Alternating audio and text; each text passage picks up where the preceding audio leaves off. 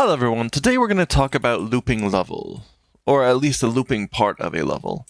So what a looping area is when you take an area and you have to return to it, similar to how hub and spoke works. In fact, it's used quite often in hub and spoke levels. So it's when you have a set area and you leave from one spot, and then you go through a whole thing and you come back and return from another spot. So I actually showed a version of this in my shortcuts video. So 1, 2, 3, 1, 2, 3. All right, so that's where we're going to stop there. And then down here, we're going to go ahead and take that apart. Let's see if we got a shortcut code still. So we're going to take our little door. So what I've done right here is I've actually designed a little area for this to work. So I've got this little door I made in a prior video for the shortcuts.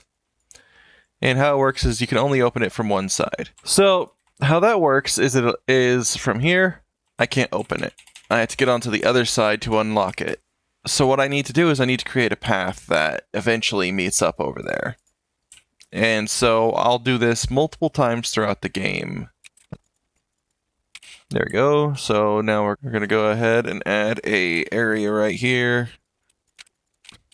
There we go. So usually you put them a bit farther apart, but this is just an example. So what we need to do is now set this up for a whole area for it to go through. Because there's a lot, like this is used in many different games, from Star Wars to, heck, I think even Skyrim does it at one point.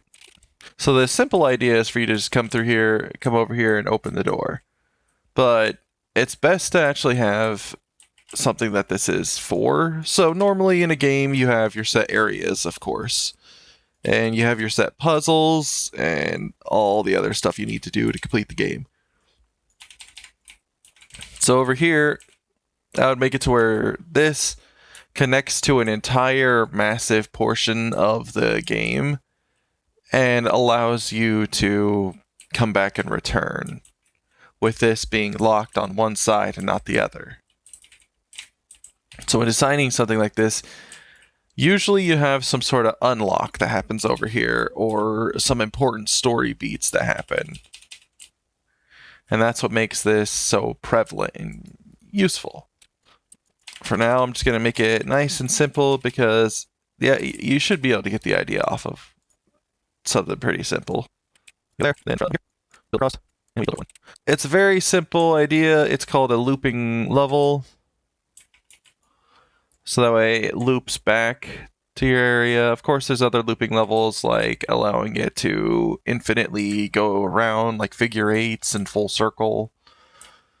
Yeah, so the simple idea is having an area like here, where you start. You have the spot right here you cannot access through. You come on over. You go through your whole entire area, complete your puzzles, maybe unlock a new ability. Then you come on back over here and you hit E and you hit E again and the door unlocks and now we can go through. Now I can actually, I think I have to, no, there it is. Yeah. So yeah, that's the simple idea of how looping level design works. And like I said, you could probably think of a few games you've played where this happens. And it's pretty simple to design. The idea is that you come up with the area out here and where they connect at the beginning. So that way when it loops around, you already have the area that it needs to connect to ready to go. So yeah, I hope you all find this video pretty interesting because it's a pretty cool concept, and when it's used really well, it's a fantastic tool. It's extremely prevalent in a lot of video games, and it's a cool thing to keep in mind when you're designing levels to give you some more ideas of what you could do. So yeah, I hope you all enjoyed the video, and I hope to see you next time. If you liked it, please consider hitting like. If you want to see more like this, consider hitting subscribe. Other than that, I hope you all have a good day, and good luck game developing.